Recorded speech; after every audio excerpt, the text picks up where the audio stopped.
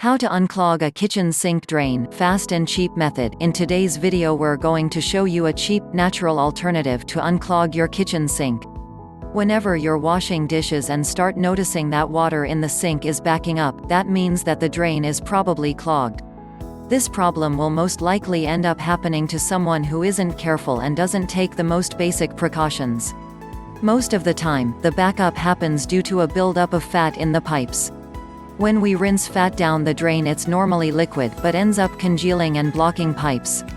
Pieces of food and vegetable or fruit peel can also pile up where the pipes curve and keep the water from flowing. So what do you do when this happens? Do you call a plumber? Do you buy a chemical product to unclog your sink?